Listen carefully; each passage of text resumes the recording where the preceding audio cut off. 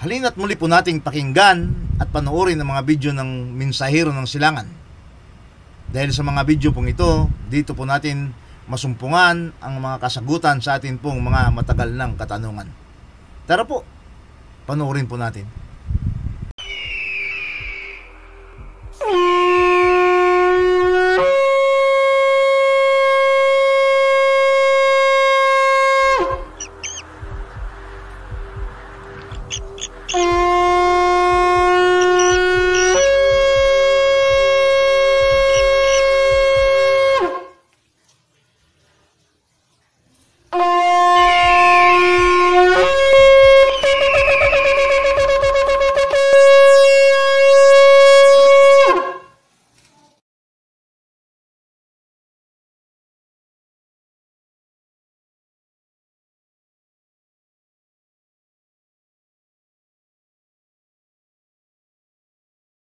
Masayang bati mga Ophirians. Alam namin excited na kayo at nag-aabang dito sa unang video tungkol sa Gihon River ng Genesis. Nagpapasalamat kami dahil nandyan pa rin kayo sa kabila ng kaliwat kanang batiko sa Ophirian Heritage. Masaya kaming ibalita sa inyo na hindi lamang si Prophet Isaiah ang nagbigay ng patnubay para matukoy natin ang rivers of Eden. Malaki rin ang naitulong ni Prophet Ezekiel upang maipaliwanag natin ng mas malinaw ang issue tungkol sa Gihon na matatagpuan sa Genesis at sinasabing nasa land of Cush at kung ano naman ang kaugnayan nito sa Gihon Spring na nasa Israel at nauugnay kay King Solomon. Kung ating papansinin sa mapa ng mundo, milya-milya po ang layo ng Israel sa land of Cush na nasa Africa. Pero yan ay naresolba natin sa tulong ng kasulatan ni Prophet Ezekiel. Bago tayo magpatuloy at sa kauna-unahang pagkakataon, kami ay nagbibigay ng paalala sa mga nagko-comment na alam itong pinapakita namin sa screen. Importante pong tandaan natin ang commandment number 3. Hindi po yan basta-basta binibigkas ng mga true worshipers maliban lamang sa prayers and adoration. Igalang po natin at huwag gagamitin ng ganun-ganun na lamang sa pakikipagtalo. Medyo may kahabaan po itong talakayan tungkol sa Gihon dahil ito ang magiging foundation natin o pattern para makilala at matagpuan ang mga susunod na sanga ng Rivers of Eden. May nais lang tayong klaruhin isang mahalagang issue na may kinalaman sa Rivers of Genesis. Ito po yung hindi natin na isama sa introduction dahil hindi naman natin akalain na ang bagay na ito ay magiging issue. Una, kaya daw nasa bottom of the ocean ang mga rivers of Eden dahil ito ay lumubog nung bumaha panahon ni Noah. Ang pangalawang issue naman ay inaral daw nila ang Hebrew at nasasabi doon ay Nahar Gihon, Nahar Pison, Nahar Hiddekel at Nahar Parat. Ang ibig daw pong sabihin ng salitang Nahar ay underwater, kaya nasa bottom of the ocean daw ang mga rivers of Eden. Sasagutin po natin yan, ngunit wag po kayong masasaktan. Ito po ay walang personalan at simpleng talakayan lamang. Ipapasagot natin kay Prophet Daniel ang tungkol sa paglubog ng Hiddekel dahil sa baha. Matatagpuan sa Daniel 10 verse 1 hanggang 9 na susulat, I, Daniel, was very sad for 3 weeks. On the 24th day of the first month of the year, I was standing beside the great river Hiddekel. Maliwanag po na nasa pangpang ng Hiddekel si Prophet Daniel noong nagkaroon siya ng vision. Hindi niya sinabing nasa bottom of the ocean siya ng panahon na yaon. At napakahabang panahon ang lumipas, tapos na ang baha. Huwag din po palalabasin na ang mga ilog ay lulubog lilitaw.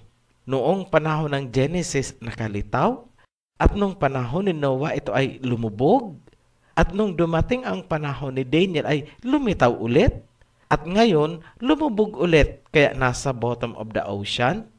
Ganun po ba? Malabo po yun. Dumako tayo sa nahar. Ang ibig pong sabihin ng salitang nahar ay river. Ito po, flash namin sa screen ang Hebrew lexicon, pati ang Hebrew characters ng nahar. Naka-highlight po ito ng yellow. Tingnan nyo na lang pong mabuti. Walang labis, walang kulang na ang ibig sabihin ng nahar ay river. Hindi po sinabi na ito ay underwater river. Kaya ang bottom of the ocean theory ay hindi po naaayon sa Biblia. Nasa inyo na po kung pipilitin nyo pa ring paniwalain ang inyong sarili sa isang teorya na salungat sa mga nakasaad sa Biblia.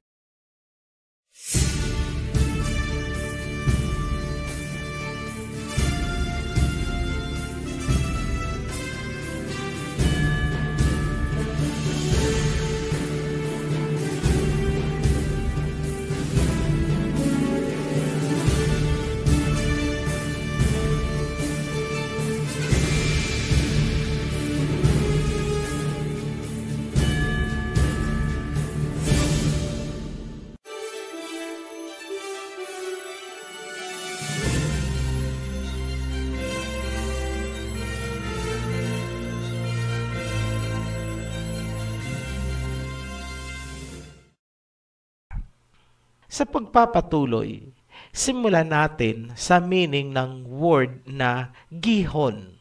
Ayon sa Strong's Hebrew and Chaldee Dictionary, ang salitang gihon ay nanggagaling sa giyak at gikhon na ang ibig sabihin ay to gush forth, break forth, a fountain, a valley, or a pool near Jerusalem. So, tingnan nyo na lang po ang reference natin. Ito po ay i-flash natin sa screen. Ibig sabihin, ang Gihon River System ay binubuo ng streams, gushing and spurting fountains, or pool or valley. Tandaan po natin yan dahil yung mga katangiang yan ay napakahalagang hahanapin natin upang tukuyin ang Gihon River System. May 3 pong pangyayari o okasyon sa Bible na binabanggit ang Gihon. Yung una ay matatagpuan sa Genesis chapter 2, verse 10 hanggang 14.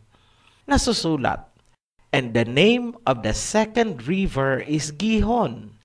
The same is it that compasseth the whole land of Cush." Para maintindihan natin yan, una, kailangan nating alamin sino ba si Cush. Pangalawa, saan ba ang land of Cush? Ayon sa Genesis chapter 10, verse 6, si Cush ay anak ni Ham. Si Ham naman ay anak ni Noah. Ibig sabihin, ang land of Cush ay tumutukoy sa mga lupain na sinasakop ng ancient kingdom of Cush. Kapanahunan ng classical antiquity, yan ang mga taon na 8 BC to 6 AD, ang Kushite imperial capital ay matatagpuan sa Meroe na umaabot hanggang 4th century AD. So yan po yung panahon ng imperyo na yan.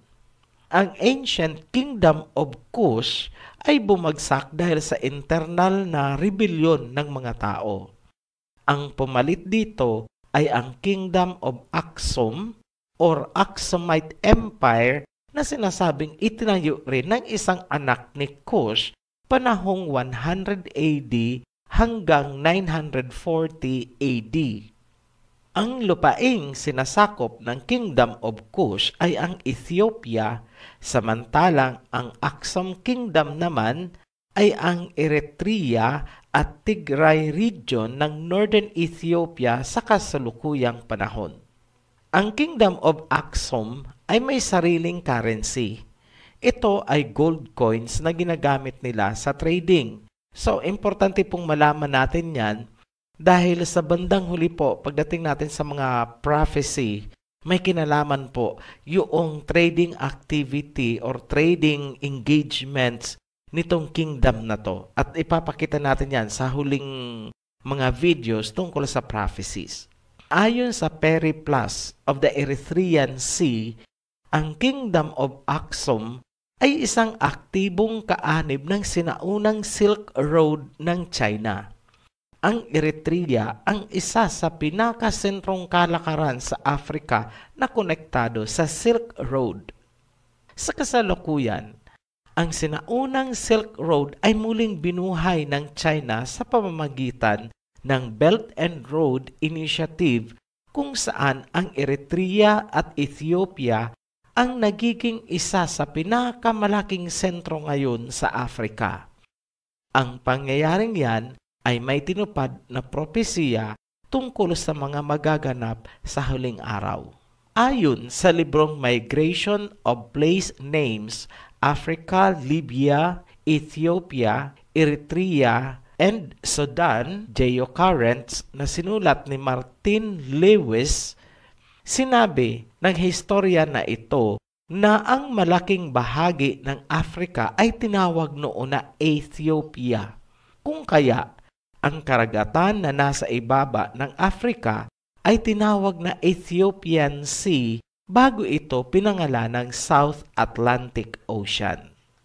Sa makatuwid, ang lupain na tinutukoy sa Genesis bilang Land of Cush ay ang mga lupaing sinasakop ng Ancient Kingdom of Cush, Kingdom of Aksum, at ang Ethiopian Empire dahil lahat yan ay nag-ugat kay Cush. Sinasakop niyan ang halos kalahati ng Africa mula sa Horn of Africa pababa. Balikan po natin ang definition at karakteristik ng gihon. Meron bang water bodies o kaya geological structure sa lupain ng Eritrea, Ethiopia, at Ethiopian Empire sa Africa na tutugma sa katangian ng gihon bilang fountains, pools, and valleys? Sa parting ito, kailangan na po nating gumamit ng simpleng geology. Sa table na inyong nakikita, inilagay natin ang mga salita sa Biblia at kung ano ang katumbas ng mga terminology na ginagamit sa modern geology. So makikita nyo po dyan, ang table ay nahahati. Yung unang column is kung ano yung mga salita sa Bible at saka sa susunod na column sa kanan is kung ano yung katumbas noon sa modern geology. So, ang sinasabi po sa Bible na fountains ay tinatawag ngayon na geysers sa geology. Ang pool naman ay tinatawag ngayon na lakes. Ang valley ay tinatawag sa geology na rift, valley o kaya depression. Tanong, meron po bang mga ganyan sa lupain ng Eritrea, Ethiopia at Southern Africa na sakop ng Ancient Ethiopian Empire? Meron po, napakarami. May mga sparkling geysers or fountains na matatagpuan sa Danakil Depression na bahagi ng Afar Depression. Ang Afar Depression ay tinatawag ding Afar Triangle sa Ethiopian Rift Valley. Ang valley na ito ay isa sa pinakamababa at pinakamainit na lugar sa mundo. Kumpleto po ang ating hinahanap na katangian ng gihon. Mayroon po dito mga fountains, lakes or pools, valley or depression. Tumutugma ba ang mga ito bilang gihon? Ang sagot po namin ay yes, tumutugma po ito at pangalawa, ang location naman ay tumutugma din sa sinasabi sa Bible. Ang pangalawang banggit ng gihon ay matatagpuan sa Jubilees chapter 8 kung saan inilarawan na magtatagpo ang boundary ng Shem's territory at ang southern waters of Gihon. Tatalakayin natin ng mas detalyado ang tungkol sa boundaries pagdating natin sa world territories. dahil yan po ay napakahabang talakayan at hindi natin pwedeng ihalo dito sa discussion ng ating Gihon River system. So, sapat lang po na malaman natin na ang southern waters ng Gihon ay dumudugtong or kumakabit doon sa territorial boundary ni Shem bago ito lumiko papuntang silangan. So, yan lang po muna ang tatandaan natin. Ang pangatlong banggit ng Gihon ay yung may kaugnayan kay King Solomon. Matatagpuan sa 1 Kings chapter 1 verse 38 at nasusulat doon, "So Zadok the priest, Nathan the prophet, and Benaiah the son of Jehoiada, and the Cherethites and the Pelethites went down and had Solomon ride on King David's mule and brought him to Gihon."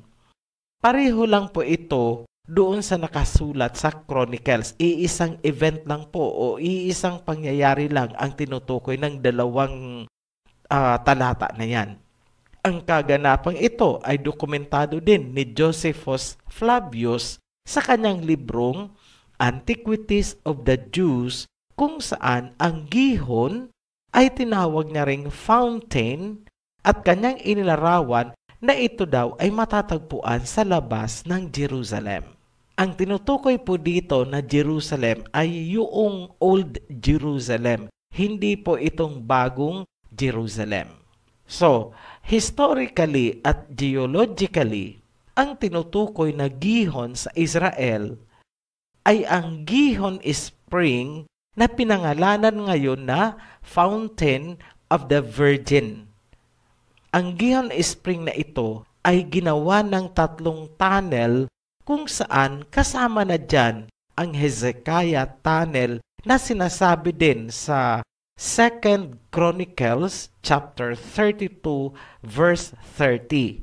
Nasusulat po doon, "It was Hezekiah who blocked the upper outlet of the spring of Gihon and channeled it down to the west side of the city of David. And Hezekiah prospered in all that he did." Ibig sabihin, naging successful yung effort ni Hezekiah na ang tubig ay padaluyin papasok doon sa Jerusalem. Ayon naman kay Josephus Flavius sa librong Antiquities of the Jews, ang Gihon Spring daw ang pinagkukunan ng tubig ng Old Jerusalem at dito rin na-anoint si King Solomon bilang hari ng Israel. May isa pang libro tungkol sa Gihon Spring. Ang pamagat nito ay Jerusalem, History, Archaeology, and Apologetics, kung saan sa page 48, ang Gihon Spring ay matatagpuan daw sa labas din ng Old City. So, pare-pareho po yung sinasabi, pati yung kay Josephus Flavius. Ito ay matatagpuan sa labas ng Old City ng Jerusalem, sa silangang bahagi ng Kidron Valley, at itong Kidron Valley daw ay may habang 20 miles and falls 4,000 feet pababa papunta sa Dead Sea. So, importante po ito. Itong description na ito na sinabi ng libro na ito na ang Gihon Spring ay matatagpuan sa Kidron Valley, kung saan ang valley na ito daw ay pabulusok o pababa 4,000 feet diretso papunta sa Dead Sea. So, tandaan po natin ang karakteristik na yan dahil meron po tayong ilalabas na isang material na ganyan din po ang sinasabi. In relation to Dead Sea din ang reference niya. Ano ang mahalagang impormasyon na dapat nating pakakatandaan tungkol dito sa Gihon Spring na nasa Israel? Unang-una, yung location. Ito ay matatagpuan sa isang valley na pabulusok papuntang Dead Sea. Yan po ang number 1 na huwag po nating kalilimutan. Number 2, ito daw ay nasa loob ng kuweba at ang paglabas ng tubig ay pabulwak-bulwak. Sa English, ito ay gushing or spurting. So, napaka-importante po niyan dahil yan po ay namumukod tanging katangian ng Gihon River System. So, ano po yung pangatlo? Ang daloy ng tubig ay intermittent. Ibig pong sabihin, hindi po kasi natin makuha kung ano yung eksaktong Tagalog ng salitang intermittent. So parang ganito po yan. Ang daloy ng tubig ay hindi tuloy-tuloy. Ibig sabihin, paputol-putol. Sa isang araw, 3 hanggang 5 beses lang lumalabas ang tubig kapag winter. 2 beses lang daw kung summer at 1 beses lang kung autumn. So, ipapaliwanag po natin yan bandang huli kasi kailangan po natin gumamit ng geology. So, yan po ay isang technical na bagay na ang mga geologist lang ang lubos na nakakaalam. Ngunit sisikapin natin na kahit papano, ito ay maintindihan. So, ituloy-tuloy nyo lang po ang panunod ng video dahil lahat po yan ay lilinawin natin sa abot ng ating makakaya. Ngayon, kung titingnan natin, ang Gihon Spring na nasa Israel ay tila ba napakaliit lamang kung kaya ito ay binabaliwala ng mga Bible scholars. Hindi daw ito ang Gihon ng Genesis dahil ito daw ay isang maliit na spring lamang at hindi maituturing na river. So yan po ang kanilang argumento. Kaya ito ay dinidisqualify nila itong Gihon Spring ng Israel. Hindi daw ito ang Gihon River na sinasabi sa Genesis. So, yan po ang argumento. Pero yan ay lilinawin natin mamaya. Saan po sila nagkakamali ng ganyang palagay? Ano ang pagkakamali nila? So, ito po, dito sila nagkamali. Nakatingin kasi sila sa napakaliit na outlet ng Gihon habang binabaliwala nila ang napakalaking source o watershed.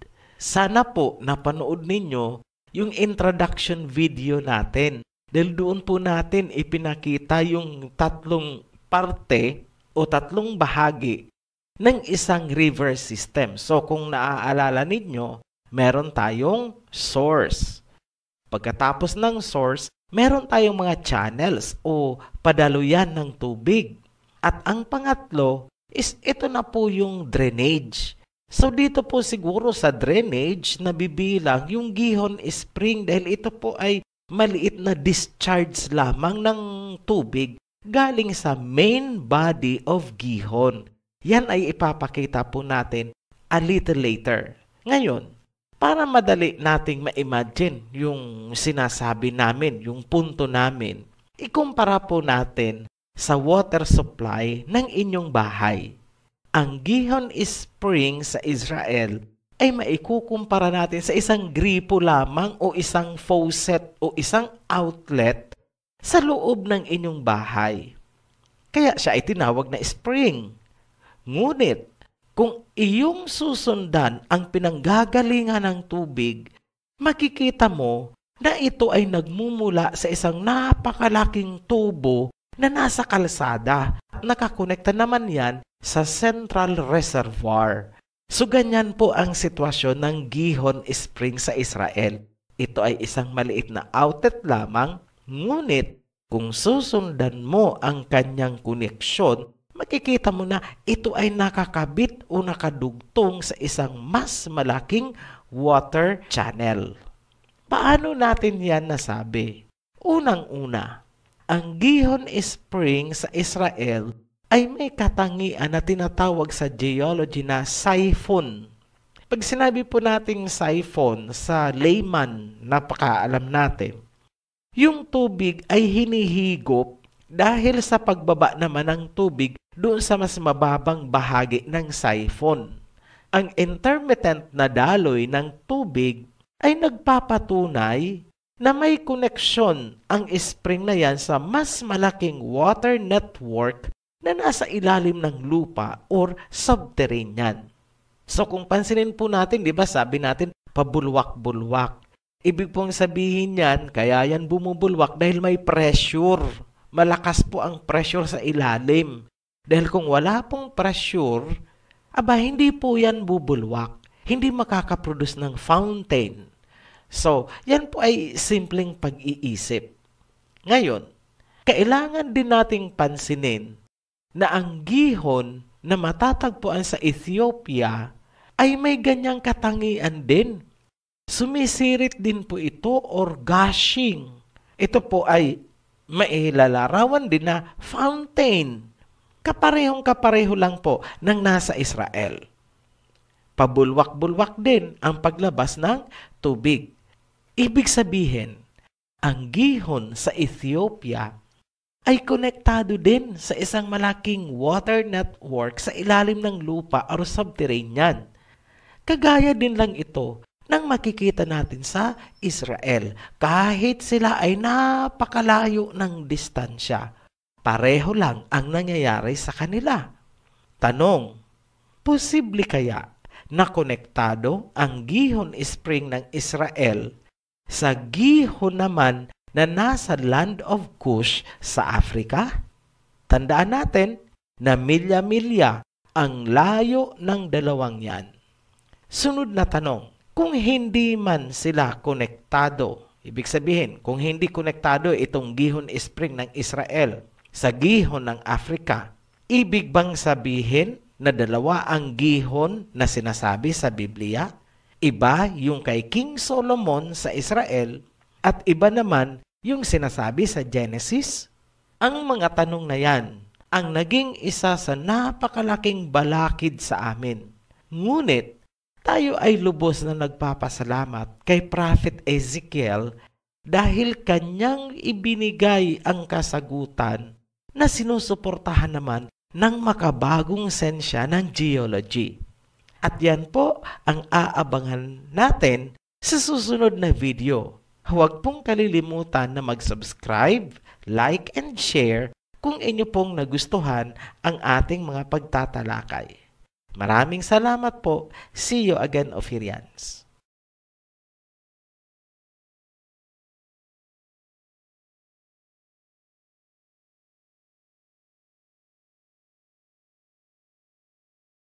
Maraming salamat po sa inyong pakikinig at panonood ng video ito.